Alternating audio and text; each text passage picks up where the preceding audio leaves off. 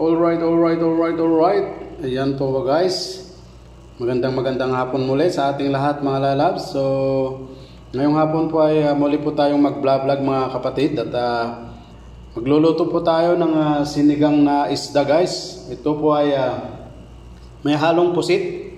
Ayan, so ang isisigang natin is bisogo. Ayan, bisogo po with pusit guys.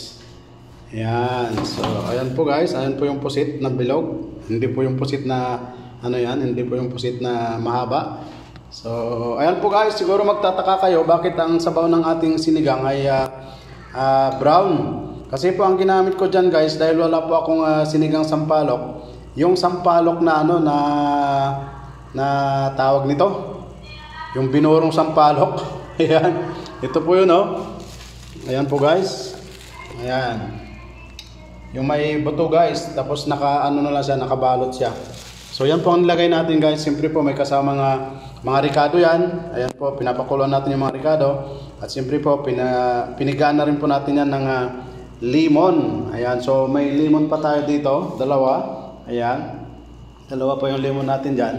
Pag kulang pa yung asim, pwede pa rin nating dagdagan ng asim. So ito po yung ating mga gulay. Ayan, kangkong, tapos okra, tapos sitaw. Ayan, sitaw po yung nasa ilalim guys. Ayan, okra, tapos sitaw. So ayan po guys, dahil kumukulo na po yung ating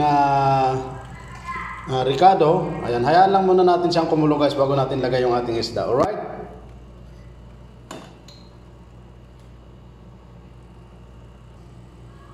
Alright guys, so kumulo na po yung ating sabaw guys. Ilagay na po natin yung ating isda.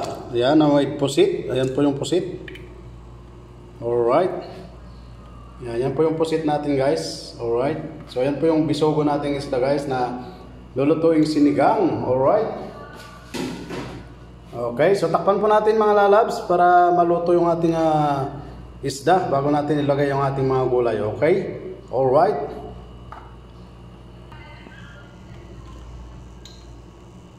Alright guys. So ayan na po yung ating isda. Ayan, so burburan natin, nailagay ko na pala. Magic sarap guys. Ito po ang pampasarap guys sa ating sinigang na bisogo with pusit. So ilalagay na po natin yung ating gulay guys. Ayan. Ayan po guys, nilagay na po natin yung ating okra. Tapos isusunod po natin yung ating sitaw. Ayan. Alright. So ayan po guys, takpan uli natin at antayin natin maluto yung ating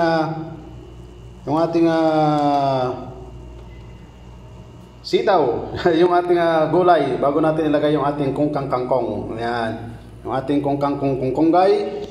Ayan, so ayan po guys, siguro in 5 minutes pwede na natin yan. Alright. Tignan na po natin guys kung okay na yung ating gulay. At susunod na natin yung ating kangkong. Ayan, wow. Ay, grabe naman. Ayan, ito ang masarap guys. Half cook lang siya. Huwag nating lutuin ng masyado yung ating gulay guys, para manamis-namis siya guys, kasi sariwa po yung ating isda. So ayan po guys, ilalagay na po natin yung ating kangkong. Ayan. Alright. Okay. Ayan. So siguro ganito rin, half cook lang din ang luto natin dito sa kangkong. Kasi nga po ay pangit din ang lasa pagka ma-overcook siya. So ayan po guys, siguro in 2 minutes. Ayan, pwede na po yan. So takpan lang po natin yan at mamaya natin balikan. Within 2 minutes pwede na tayong kumain. Alright. Tananan. Alright. Ayan po guys, finally tignan na natin ang final cooking natin. Wow, grabe, sarap naman ng amoy.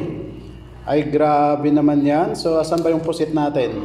Ayun Ulo ng pusit Wow. Ay, grabe, ang sarap ng amoy guys. Ibang klase yung asim na nilagay natin. Ayan, yung fermented na sampalok guys. Ayan yung buto. Alright, tanggalin natin. Ayan guys, so ito po guys yung niluto natin na sinigang na bisogo with pusit. So titikman po natin kung anong lasa. Ayan, sigurado napakasarap na naman to at mapaparami na naman tayo ng makakain. Alright.